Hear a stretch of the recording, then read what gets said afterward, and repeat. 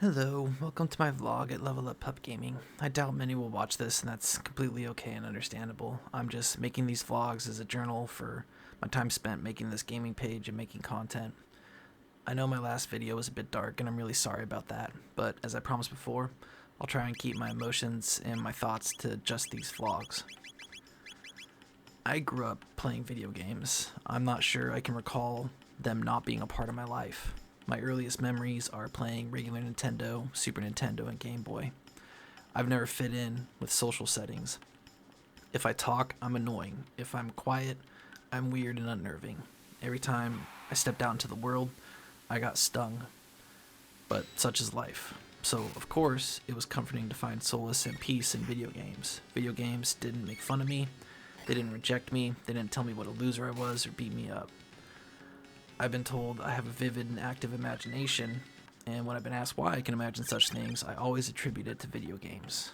More than books, movies, or any other medium, video games took me to worlds that left me astonished and mesmerized. When I was a kid, my father had broken one of his golf clubs, so the very top was gone, but the handle and the metal shaft was still there. So I grabbed it, went out to the woods with my friends, and out there I was Chrono from Chrono Trigger. My dad's broken golf club was the Rainbow Katana, and the big tree in front of us was Lavis. And we'd spend hours role-playing or pretending out in the woods. And I heard a quote that breaks my heart, which says, "One day, you and your friends went outside to play for the very last time, and not a single one of you knew it." Which has been associated to the movie Sandlot, but apparently isn't actually in the movie, and no one is sure of the source, but man, it's truer than I'd like it to be. Unfortunately, I also grew up during a time when video games were looked down upon more than they are today. The stigma that video games are a complete waste of time, and those who enjoy them have no life, no romantic partners, and are lost in a fake reality that isn't healthy and keeps them from living a functioning and healthy life, was etched into nearly every 80s and 90s kid by their parents, teachers, etc. Video games rot your brain and offer no development for growth or truth. And I always thought by that logic, music, movies, and novels of fiction should also fall into that category. But I saw hints throughout my life that video games were just a bit more important than people care to let on. Two things come to mind. First, growing up playing video games with my fellow nerds who had been shunned by the cool kids, we played a lot of one-player games. And for some reason, a few of my childhood friends just always loved watching me play these games. And I'd offer them the controller and say they should play, and they'd genuinely refuse and say they were having fun watching me. And I didn't really think too much of that at the time. The second clue, the second thing that clued me into video games meaning something a bit more than we as a society care to admit, was when I was in junior high, we had an old arcade in a ghost town of a mall that had some awesome games in it. So one day a friend of mine and I decided to see who could get the furthest in an on-rail shooter game named House of the Dead. Absolute classic and legendary arcade shooter. But unfortunately, we realized that depending on what you do in the game, it can lead down different paths, and thus we had trouble knowing who got further. So instead, we changed the challenge to let's see how far we can get together just on one credit, which was 75 cents a piece. Of course, we didn't make it far the first 10, 15 times, but as we kept coming back throughout the school year, we started memorizing the levels and getting the game down pat. Before long, we were reaching the final level on one credit together. At that point, if we died, we'd put in more credits just so we can continue and practice the end of the game and the last boss. And soon enough, we did it. We beat the entire game on one credit without dying. Absolutely no one gave a crap except us. I remember my girlfriend at the time even thought the game was gross. But I digress. The reason behind this story is that one time during the holiday seasons when people were doing their Christmas shopping, and this was before Amazon was what it is now. I think back then Amazon just sold books. But the entire mall was packed, so the arcade was unusually packed with a lot of people, but we decided to go in there and do our thing because nobody was playing House of the Dead. So the third level boss of the game is a giant spider that will crawl through this circular vent that you've fallen into, and you have to hit its weak spot to push it back, or it'll get too close and swipe you both. And all the while they're shooting projectiles at you to get knock out of the air. And we'd gotten the boss down so well that we were able to knock everything out of the air and keep the boss so far back that it wouldn't even reach the middle of the screen. And so we had just finished beating the spider, And I was cracking my knuckles and kind of getting pumped for the last level, like, all right, let's do this. And my buddy tapped me on the shoulder and he said, dude, look. And I turned around, and about 25 to 30 people were standing around us in a semicircle just watching me and my friend blow through House of the Dead. And they watched us beat it, and they gave us an applause. That was pretty cool. I really did try my hardest to live the life that society wanted me to. I tried to get into the trades, but instead ended up in the army. I went to college. I've stayed within the realm of human expectation. I served my country. I work and pay my taxes. I'm a law-abiding citizen and a good dad. But somehow, there's still a faction of the world that looked at me like a complete and utter failure. And I can't argue with it. As I said in the other vlog, I feel like a drop of rain in the ocean. Or a particle of gas swirling around, lost in the clouds of Jupiter. Never to be distinguished or separated, only to ever be a part of something, whether I like it or not. But I often look to space for comfort. I'm not sure what I believe and what I feel sometimes, but I think whatever answers we have for this life and universe are out in space somewhere. Somewhere, there must be something that can explain all of this. I truly think that there has to be other life out there in the universe. It's just too vast and big for us to be alone. With a seemingly infinite number of stars, and with even more planets surrounding them, there has to be another rocky planet like ours, orbiting its star in a Goldilocks zone. I think there must be biology and chemistry out in the universe that we as humans may not be able to ever comprehend. But there are things that I don't think, even with an infinite amount of time to traverse the universe, you will ever find without some kind of intelligent life. Things such as music, written languages, art such as movies, or video games. I also think you won't find hate, and thus you won't find love, unless life exists to create it. So I guess, in a way, you will find these things in nature, for we are nature. A city isn't unnatural, quite the contrary. A city is as natural as a beehive. I was watching YouTube one day when I came across a walkthrough for Resident Evil 3, and I couldn't believe it.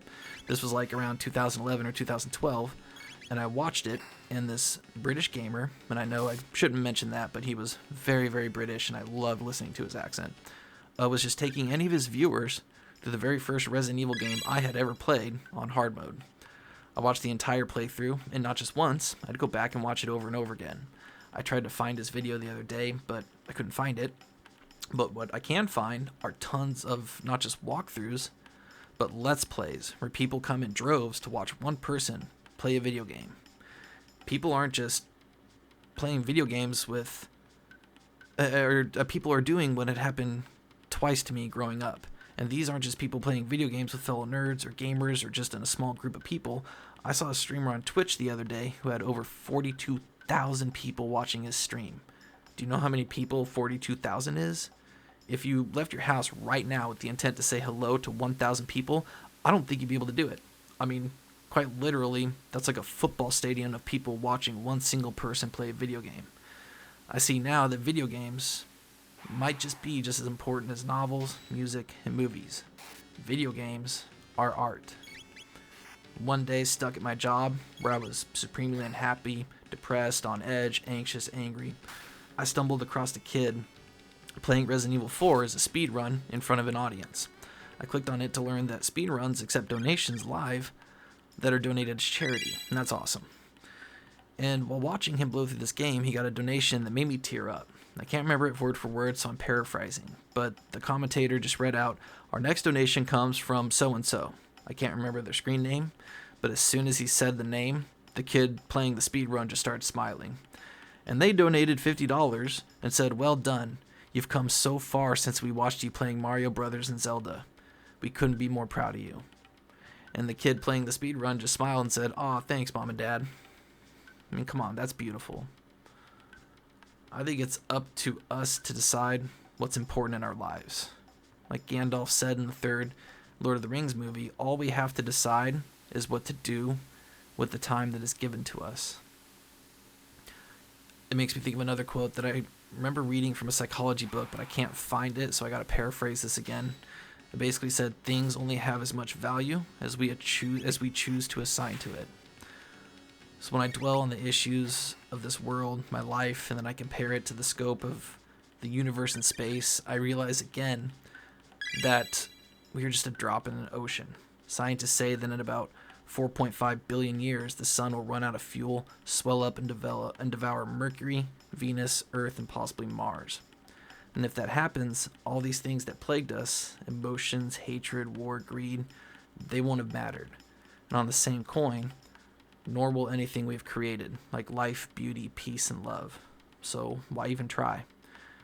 If our history's destiny is going to be burnt not just to ashes, but melted into our basic compounds and added to the furnace of the sun, then what good is any of this? I actually take solace and comfort in the words of Walt Whitman when I think about this, but not just Walt Whitman, but Walt Whitman examined by Tom Schulman and presented by director Peter Weir and actor Robin Williams in a movie called Dead Poets Society. In this movie, and I hope I don't get copyright struck for quoting this, but Robin Williams is trying to break the pattern of learning in his English class by trying to inspire his students to think for themselves and challenge the status quo, which back in the 20s, when the movie takes place, that was looked down upon, kind of like video games. During one class, he tells his students that he understands the arguments, but he has one of his own. And here's the quote. "We don't read and write poetry because it's cute. We read and write poetry because we are members of the human race, and the human race is filled with passion. Now medicine, law, business, engineering, these are noble pursuits and necessary to sustain life. But poetry, beauty, romance, love, these are the things we stay alive for." To quote from Whitman, "Oh me, oh life, of the questions of these recurring, of the endless trains of the faithless, of the cities filled with the foolish, what good amid these? Oh me, oh life. Answer, that you are here, that life exists, and identity, that the powerful play goes on, and you may contribute a verse. That the powerful play goes on, and you may contribute a verse. What will your verse be?" So that is where I'm at. Just a human being on a rock flying through space. I'm nothing special. And one day, whatever I have created or built will burn in the sun and become something I don't want it to be. Until then, I am here, I exist, I have identity, and I have a voice. I have anger and hate, but I also have happiness and love. I truly wanted to get back into gaming with the intent of trying to make comedic content. I don't want to compete. I saw a meme the other day that I believe in. It said, "I don't want to compete with anyone. I hope we all make it." I love making people laugh, and I love making people feel loved or welcomed. I've spent so much time around hatred or negative energy that for a while it was becoming who I was. So I'll be honest, my first few months of gaming, I thought it was justifiable to be toxic to people who are toxic. When I 100%ed Elden Ring, I took a picture of it and I made a post on Facebook, on a Facebook group, and I said, "Man, it feels good to get this done. This is my first From Software game and I loved it. I can't wait to play the rest of their library." I swear on everything in my life, the very first reaction I got was a laugh reaction, and then a comment that followed from the same person that said, "Y'all losers be cracking me up acting like you've accomplished something because you beat a video game. Did you gain 1 million followers from it? Are you rich now? Bro, I promise you no one gives a crap. Use a clown." That right there was my introduction to the gaming world after stepping away in the early 2000s. And I did something, most people don't know how to deal with, and it's the wrong thing, but I picked one thing close to him and dug into it, no matter what he said. So I saw his profile picture was of him and his girlfriend kissing, so I just replied, "Damn, man, I'm really sorry your girlfriend left you. I'm not sure why you're taking it out on me. You want to talk about it?" And he blew it off at first and made fun of me some more, but I just kept at it. "Look, man, this is a safe place for guys who have had their heart broken. We're all nerds, like you said, man. We understand. She found someone better. That's going to hurt you for a while." And to my surprise, members of the group came to my defense, saying stuff like, "He probably couldn't beat Margit, so she left him for someone that could beat Elden Ring."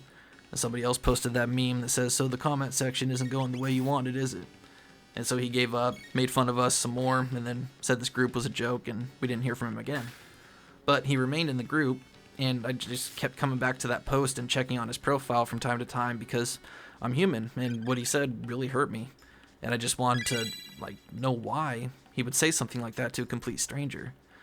But it's not that it matters. I was in the wrong. I shouldn't have fought back against him. I shouldn't have even replied. I know that people who do this kind of thing, they're usually in pain. Misery loves company.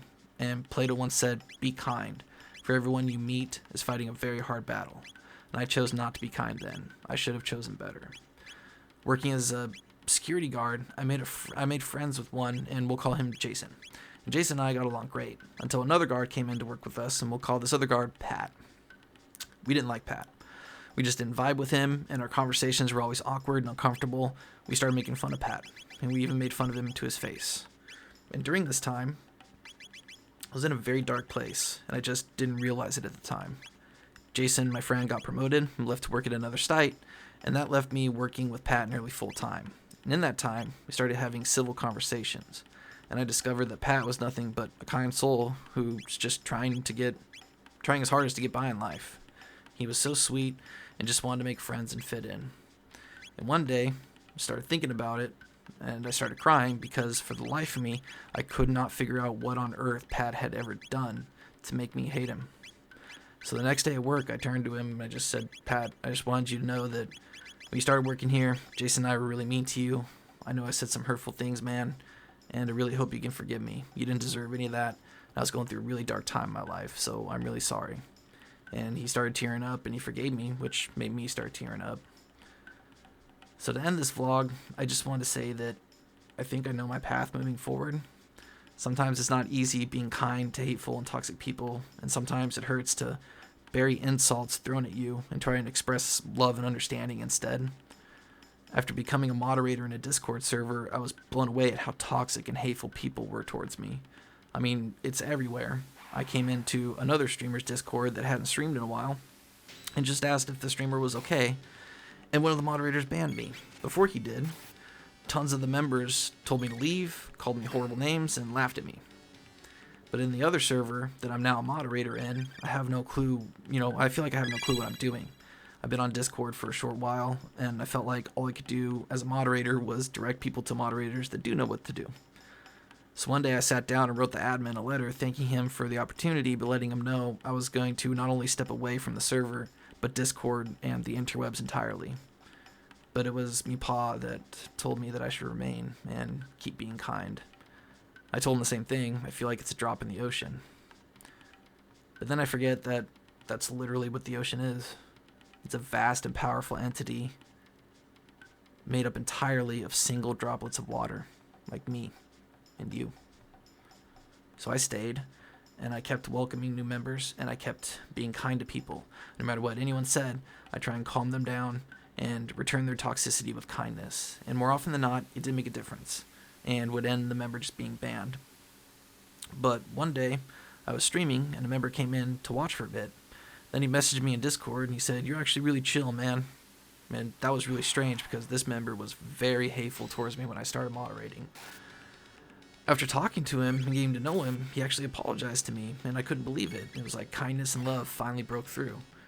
And then it kept happening. I've had members message me and say they look up to me as a father figure. And I know that sounds absolutely absurd or like a straight lie, but I promise I would never claim something like that. I've had just random members message me out of the blue and ask if they can talk, and they've opened up to me about their troubles in life. And sometimes I don't know what to do. I feel like my life has been so bad, they don't want to take advice from me. But I've been through some of the things they've been through, so all I try to do is just listen. And if they want to hear, I tell them what worked for me. And if I haven't gone through it, if I can't help them, whether or not I can't help them, I always try to make sure that to let them know that they're not alone, and I'm always here, and I'm always in their corner. And all of this, these gamers I'm meeting and helping, and even according to what I swear some of them have said, inspiring them, it came from Melania. Just co-oping and being friendly and helping gamers have a good time led me to this position where I can try and even express and spread kindness and love. So I think that for now will be my verse. Just trying to be kind and loving. That's all I can do. What good is it amid this life, this universe, the endless trains of the faithless? Answer, that we are here, and together we make up life.